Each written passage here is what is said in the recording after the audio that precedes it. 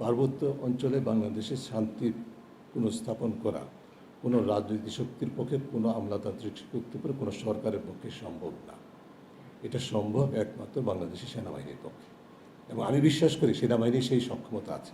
এটা হচ্ছে যে আস্থা নির্মাণ প্রক্রিয়া, এবং ব্রেকেটে বলা হয়েছে কনফিডেন্স বিল্ডিং মেজার্স, আইডিয়াল, আদর্শ, এবং সেটার সমর্থনে পরবর্তীতে বলা হচ্ছে সামাজিক পুনর্গঠন কর্মসূচি, ব্রেকেটে বলা হয়েছে সোশ্যাল রিহ্যাবিলিটেশন প্রোগ্রাম। তো আমি যদি একটা অঞ্চলে কনফিডেন্স বিল্ডিং মেজার্স করতে চাই এবং তার মাধ্যমে যদি সোশ্যাল রিহ্যাবিলিটেশন প্রোগ্রাম অর্থাৎ সামাজিক পুনর্গঠন কর্মসূচি বাস্তবায়ন করতে চাই, রেইনবো নেশনের কথা বলছি, সেই ভিশনটাকে মাথায় রেখে, তাহলে তো আমার সকল অংশীজনকে সম্পৃক্ত করতে হবে, এবং সেই অংশীজনের সম্পৃক্ত করার প্রক্রিয়ায় আমি অ্যাবসোলুটলি কনভিন্সড। আমি ইতিমধ্যে বলেছি, সবাই আমাকে কোটও করেছেন, আমি আবারও বলছি, পার্বত্য অঞ্চলে বাংলাদেশের শান্তি পুনঃস্থাপন করা কোনো রাজনৈতিক শক্তির পক্ষে, কোনো আমলাতান্ত্রিক শক্তির পক্ষে, কোনো সরকারের পক্ষে সম্ভব না। এটা সম্ভব একমাত্র বাংলাদেশের সেনাবাহিনীর পক্ষে, এবং আমি বিশ্বাস করি সেনাবাহিনীর সেই সক্ষমতা আছে। সদিচ্ছা আছে কিনা সেটা আমাদের প্রশ্ন, সক্ষমতা আছে। বিকজ এই মুহূর্তে অন্তত বাংলাদেশের সেনাবাহিনী অন্তত 65টা দেশে শান্তি মিশনে অংশগ্রহণ করছে এবং দৃষ্টান্ত ইতিবাচক স্থাপন করছে। আমরা যার জন্য গর্ব করি এই দেশের নাগরিক হিসেবে। তো এত সারা বিশ্বব্যাপী যার জন্য আমরা পুরস্কৃত পর্যন্ত হচ্ছি, স্বীকৃত হচ্ছি, আমাদেরকে দৃষ্টান্ত হিসেবে উল্লেখ করা হচ্ছে, আমাদের কাছ থেকে চর্চা শেখার জন্য বিভিন্ন দেশ থেকে আমরা প্রশিক্ষণ পর্যন্ত দিচ্ছি এই দেশের সেনাবাহিনী আন্তর্জাতিকভাবে।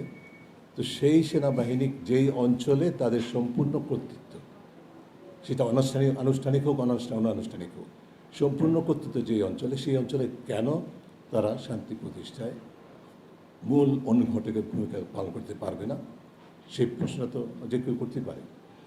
এখন এটা যদি করার কারণে আমার বিরুদ্ধে পোস্টারিং হয়, দ্যাটস ফাইন। এর মূল উদ্দেশ্যটা কিন্তু হচ্ছে যে আপনারা যে কথাটা বলছেন, যে যুক্তিতে আপনারা সেখানে উপস্থিত থাকছেন, অবস্থান করছেন এবং অপারেশন করছেন, কার্যক্রম পরিচালনা করছেন, সেই যুক্তিটাই হচ্ছে শান্তি।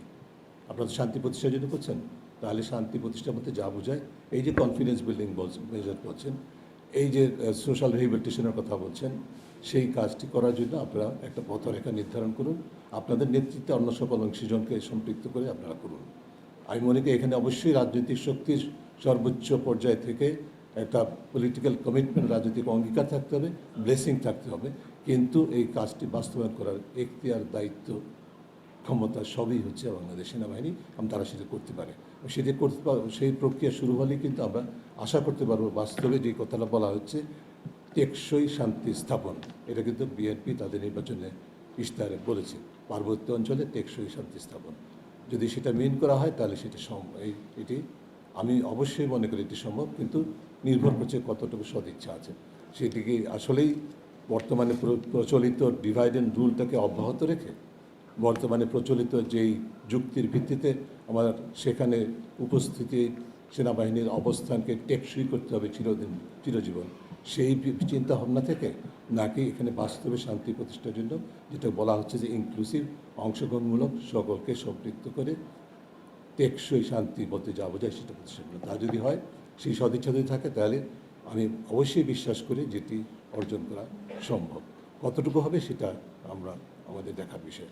তবে আমি এই প্রসঙ্গে শুধু এইটুকু বলবো যে নির্বাচনী ইশতেহারের যেই বিষয়গুলো সুনির্দিষ্টভাবে প্রত্যক্ষ এবং পরোক্ষভাবে পার্বত্য অঞ্চলে শান্তি প্রতিষ্ঠার সাথে বা তাদের অধিকার প্রতিষ্ঠার সাথে জড়িত অঙ্গীকারগুলো বিএনপি সরকার করেছে তাদের নির্বাচনী ইশতেহারে, সেগুলোকে আমাদের এই যে পার্বত্য চুক্তি বাস্তবায়ন আন্দোলনের মতো সংস্থা বা জোট এর পক্ষ থেকে রেগুলারলি বা নিয়মিতভাবে ট্র্যাক করা বা পর্যালোচনা করা এবং তার মাধ্যমে সরকারের কাছে চাহিদা সৃষ্টি করা অপরিহার্য বলে আমি মনে করি।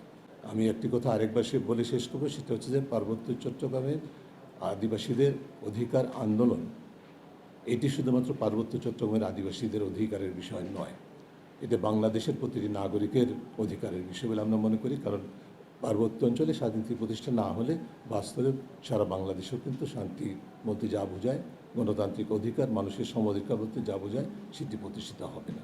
যে আমাদের সকলের দায়িত্ব আছে এই দাবির সাথে একমত হওয়া, যে আমরা চাই পার্বত্য অঞ্চলে শান্তি প্রতিষ্ঠিত হোক, টেকসই শান্তি প্রতিষ্ঠিত হোক, এবং সেটি যে শান্তি চুক্তি হয়েছিল 1997 সেটার পর্যালোচনা করেন, সেটাকে আপনারা একটা জায়গায় বাস্তবায়নযোগ্য একটা জায়গায় টাইম সুনির্দিষ্ট সময়াবদ্ধ পথরেখা নির্ধারণ করে অগ্রসর হন, এবং সেটার নেতৃত্বে আমি আবারও বলবো বাংলাদেশ সেনাবাহিনীর হাতে হস্তান্তর করা উচিত।